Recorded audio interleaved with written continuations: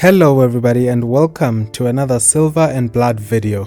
In this video we will be going over the most popular characters in Silver and Blood and why I believe they are the most popular.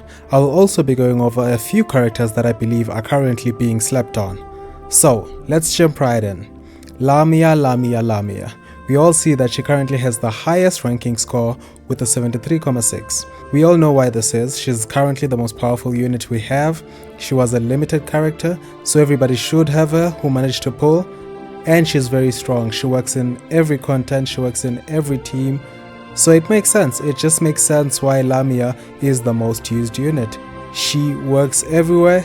Most people should have her who started the game. So yeah, Lamía makes sense. Shocking for me was the Transcendent Noah one. Like, I don't have Transcendent Noah, so I don't know how powerful he is. I do understand how powerful he is being an ancestor and all, but I didn't know how powerful he is. See, the thing is, with Transcendent Noah, the summoner team can work without him. I mean, there is a duo that does pretty well for that, which we'll talk about, being Bella and Cecia. They do very well together in the summoner team, but I'm sure that team is taken that much higher with Transcendent Noah in the team. And it's proven he works the most, he's used the most by players for the game, and that isn't without reason.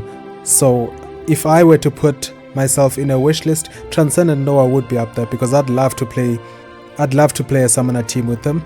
Although Transcendent Hati would be higher because I really want to play the damage over time team. I believe this team has a lot of potential and that it is a very good team, but I just want to try it out, as all the continuous damage units are actually reliant on Transcendent Hati, so without her you can't quite play it, which is really sad. Now, enough babbling. Transcendent Amy. She's currently the best tank in the game. Yes, you might play Bella as a tank, but Bella doesn't come close to Transcendent Noah. Yes, Bella is good, but with the Transcendent Amy in your team, the only reason you're gonna be playing Bella as a tank is if you need two tanks to sort of fend off enemies from both sides, or if you're playing a summoner team. If not, Transcendent Amy is your pick. She's way better at defending magic damage. She does really good. And then there's Dalcarlo. I believe most people are still going to get Dalcarlo, and as more people pull on the Bella, as more people get those free pulls, Dalcarlo will see an increase. Now, many might believe Dalcarlo isn't the strongest, but her utility is what makes her so useful for me. At 3 cost stun, like, you know those annoying enemies, you no longer have to wait for, what's her name? Okay, now her name is gone. You no longer have to wait for Bella's 5 cost ultimate to be ready to stun them. You no longer have to wait for Transcendent Amy's ult to be ready. 3 costs, you're ready, you make sure she's part of your starting lineup, you have that 3 cost done ready, and it's quick cycled.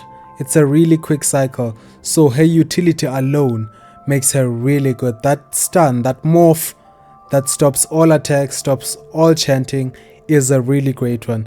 And for her utility alone, and the fact that she's a half moon character, we have a shortage of good half moon characters, and I'll be speaking about a half moon character I actually believe is really good later on. But yes, Dalcarlo, really great unit.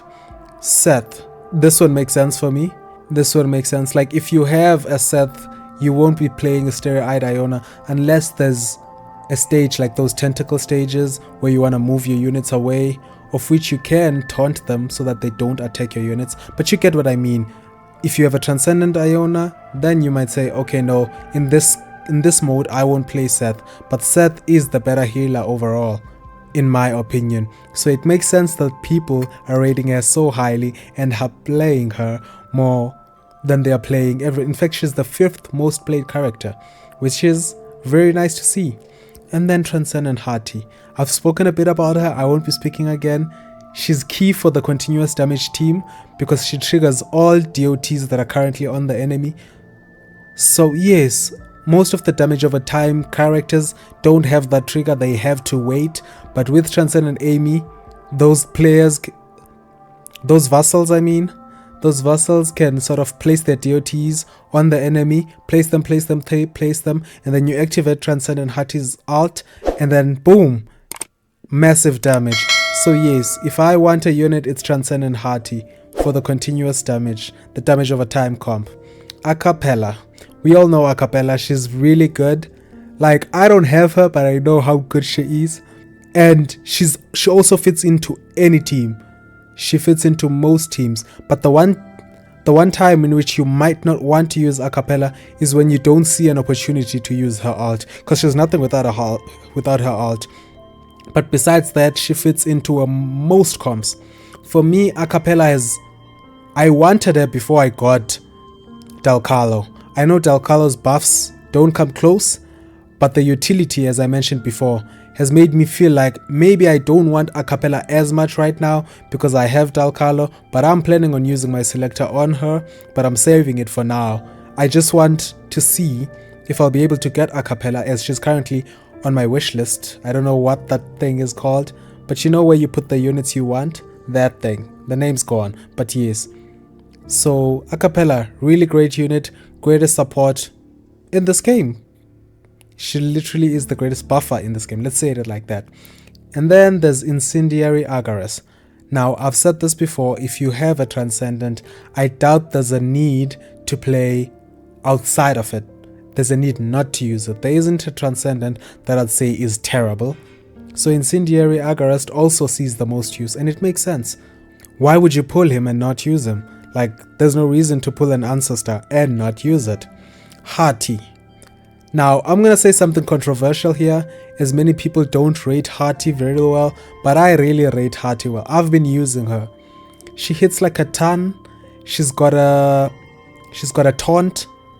I know taunts, people might think, but a taunt really works in this game, especially for those channelers who are there at the back. You ult on them, it taunts them, they no longer attack whatever unit they were attacking. Those archers, whatever they were attacking, they are now attacking Hati. Very useful, and she deals good damage. Her ult is really good for taking someone out. So I really rate her highly, and I understand why most people are using her. But I don't think people are using her for the reasons I've just stated.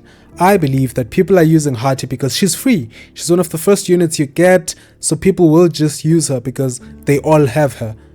At the beginning, everyone will use Hati because it's one of the units you get, and then they'll end up dropping her as time goes. If you had looked at the popularity in the previous one before this reset, she was actually one of the most used. In fact, she was the highest used character. And that was the beginning of the game. Everyone was still new to the game. Hati was the only free character we had. So it makes sense everybody used Hati. But I believe she's underutilized. I'm happy to see her up here, but I believe she's really, really strong.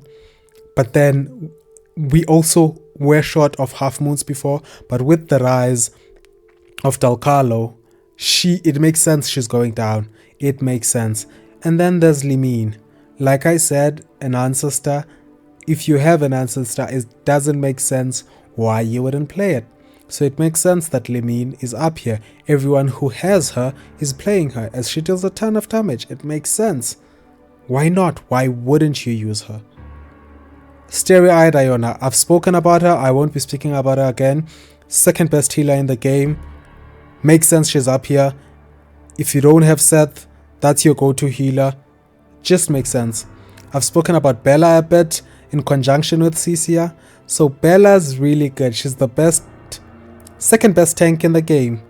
Second best tank in the game, and core for the summoner team along with Cecia. Those two go well together. In fact, I wouldn't advise you to be playing Cecia without a Bella. Why not? Why would you? Unless you have a Transcendent Noah, but then I don't think you're gonna reach the cap quite fast enough for Cecia to activate her ult. But hey, I do believe it's possible. I don't know if it's not because I don't have Transcendent Noah. I look forward to the day I get her after Transcendent Hati though. But yes, Van Helsing. Van Helsing is just good. He has modes where he's unmatched, like the Mausoleum.